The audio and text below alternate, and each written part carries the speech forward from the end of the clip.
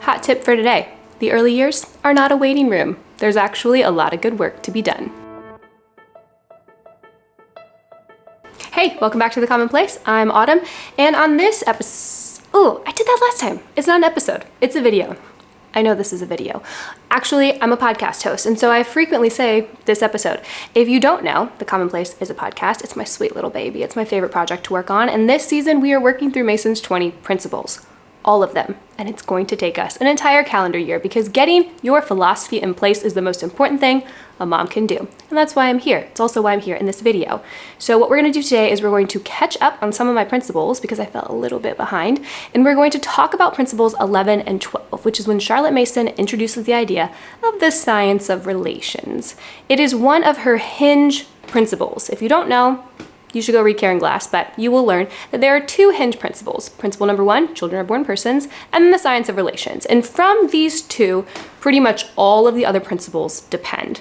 Now, they all have to be understood within context. You can't choose one principle that you just like the best. You have to like them all. You must like them all.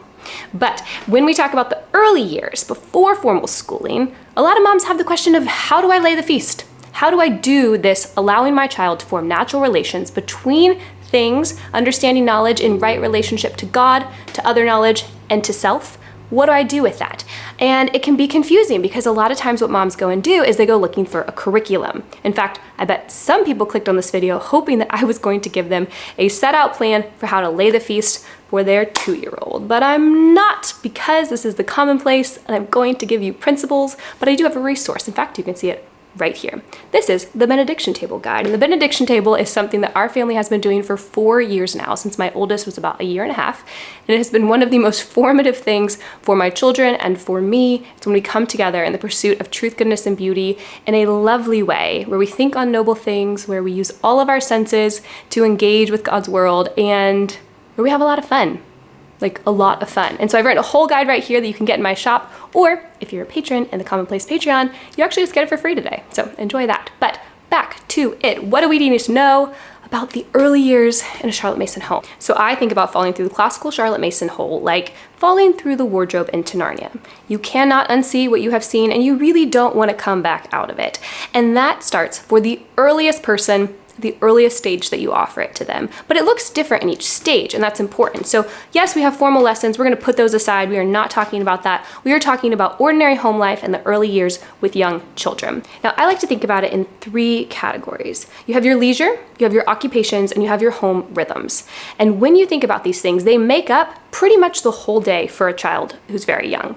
It's a bit of your atmosphere, it's a bit of your discipline, it's a bit of your life in terms of you are bringing inspiring ideas into your home in a way that your children can engage with them, which is often through play. That's the primary way, and very good to do it outside as well. But you're not thinking of anything that's overly uniformed or planned out or curriculum oriented. This is just how a person ought to live. And this is something that I keep going on and on about in Patreon this summer, as well as over on the podcast, is that while we come into this world because we want to educate our children, what we realize is that education is the formation of a person, and formation happens over the course of a lifetime. And so just like your 5-year-old needs to be out of doors, so do you. Just like your 3-year-old needs living ideas and beautiful books, so do you. Just like your children spend their time learning how to make things with their hands, how to help around the house, how to serve others, how to climb the tree, so do you. And yes, I think you should still be climbing trees, even if you're an adult. It's a lot of fun to do. But my point is that when we look at this life, because that is what it is, it's for all of us. And these things that we do in formal lesson time should actually start to seep out into every part of life. It should become the way we spend our afternoons, our evenings, our weekends, because we are living in a way that is humanizing.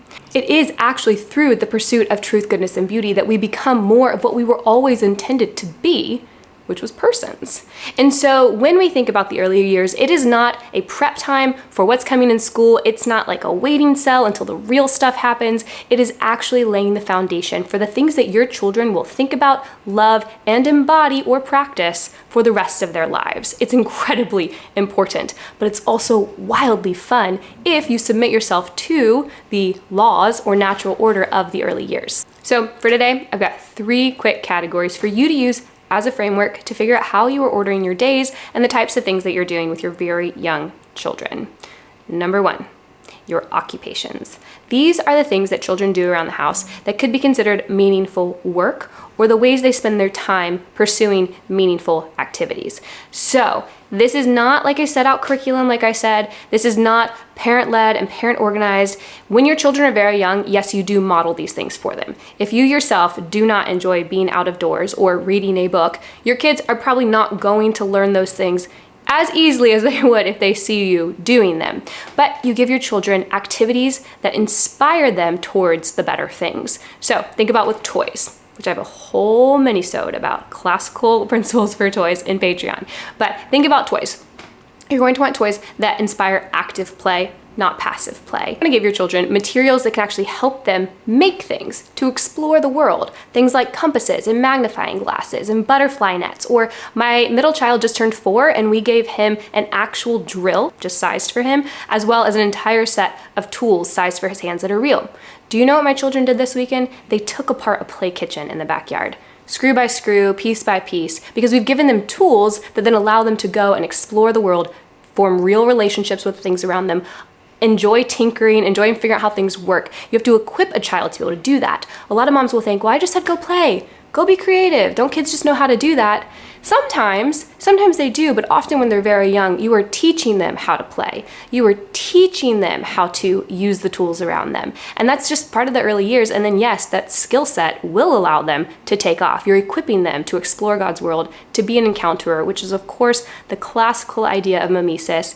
You exist in God's world to study it, to submit yourself to the laws of it, and to enjoy it. And we want to start that even in the early years. So think about learning how to make your bed, helping with the pets, unloading the dishwasher, serving a friend, dropping off a pretty card they've made. Think about giving them tools, like I said, so they can go and explore the world. Think about giving them good books, access to good books. Don't be fussy. Actually, that's just a general rule in motherhood. Don't be fussy. But don't be fussy about your books. If a child is laying on the floor, flipping through pages and loving a book so hard that the spine is falling off, don't freak out about that. Encourage them on how to use a book well, but also let them be free to form those real relationships and desires and loves of good things. Now, the second thing would be your leisure.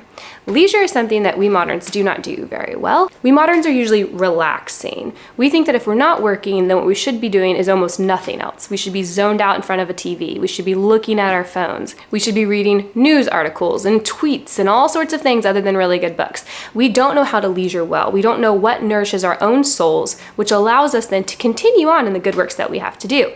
Our children are real people. They have meaningful work to do in the home. They have privileges and responsibilities as full persons in the family. Make sure that they have an alternating life of leisure and occupations, that they understand that what will actually give them rest for little kids is sleep. They need to learn that sleep is very good for them when they are tired, but also they need to learn that laying outside and watching the clouds roll by, reading a good book, spending time FaceTiming grandma, different things like that that will actually feed them on a mental, emotional, spiritual, and physical level are the things that they should understand as their leisure. You in the early years have not only the privilege but the responsibility to set your children's appetitive taste in the right direction. They should understand what is beautiful, that it is worth pursuing and protecting. They should understand that this is a good use of time and this is a bad use of time, that this is worth loving and this is not. And in the early years, it's actually very easy to show that to a child because they have been in this season. It's a God-ordained season in which they are very open to your influence and they are very open to your instruction. And you can do that by taking their hands and saying, let me show you what is so lovely about God's world, and let's enjoy it together. That's basically right there, the gist of the early years.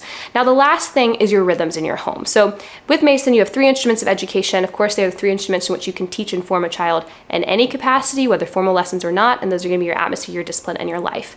These are things you really need to think about. What is the atmosphere of your home? I actually talked about this in my last video about the dream homeschool room, how this might play out, but it also plays out just to your dream home life. What kind of tone exists in your house? How do you rightly relate to God and to others and to the things around you? These unconscious, unspoken loves of yours as a parent will actually form many of their foundational understandings of those things in the early years. They will know that we say we like this, but we actually do this. We're always bickering on the way to church, but then when we get there, we pretend that we're happy. Those sorts of things, that feeds into your atmosphere and your children will pick up on it. So check your atmosphere. check your tone, check what you love, check where you spend your time. And that's going to impact the early years more than you can even imagine. Then, of course, there are habits. And that's the one you kind of always hear from Charlotte Mason moms for the early years. It's habits, habits, habits, habits, habits, habits, habits, habits. Habits. It is habits. Habits are very important. Habits, of course, help the atmosphere of your home. It helps the joy in your home. It also helps lay the foundation for formal lessons when you do need children who can pay attention and obey. 100%. But it's not the only thing in the early years. Your children are not computers you can program into perfect behavioralists. In fact, habit training does not end in the early years, if anyone needed to tell you that. They will be habit training themselves at one point, because I am still habit training myself, and isn't every mom. So that's not the only thing, but yes, of course, they are very important. If you have only ever read Home Education, which is for kids 9 and under, you need to hop over to A Philosophy of Education. It's book number 6. It's actually the one that I recommend people start with, because you get full 20 principles, Mason's final thoughts, her whole career's thoughts and work all kind of put together. Number 1 is great. Home Education is great. You definitely need to read it. But Mason did tweak some things, particularly about habits in the Instrument of Discipline between book 1 and book 6, particularly after World War I, when she was just shocked at what came out of World War I.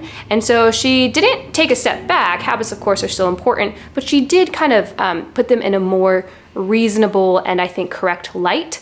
And you'll find more of that as you move through her volumes. So if you've only read volume 1, she does go a little hard on habits. No.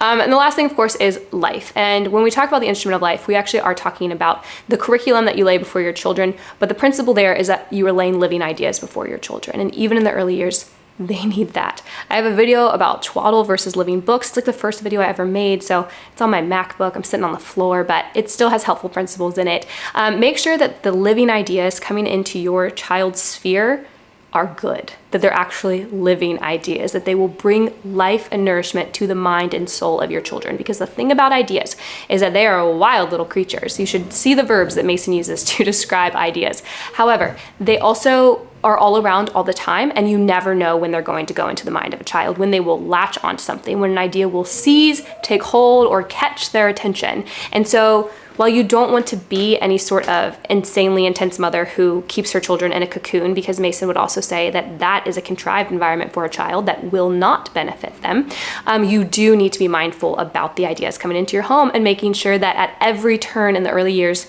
you're offering truth, goodness, and beauty. And if that's their diet, then when something does come in, they'll have a sort of reaction, like, what is that? Why that? And of course, then that's parenting, right? When it comes into that. So I hope that's helpful. Again, I do have the benediction table guide, which is what we've used for our morning time. It's our little group time together, because we are the Society of Colonels Who Drink Tea. And we've had a really lovely time doing that for the last 4 years. And that is available to my patrons. They just get it, or you can buy it over in the shop, Commonplace Market. Please come join us on the podcast. That is where we were talking about these principles. That is where I am hoping to equip moms with philosophy. And then I hop over here and talk about more of a practical angle. And I hope I'll see you again next time, because we're going to talk about what happens when Charlotte Mason becomes a burden, because sometimes she might. I'll see you guys then.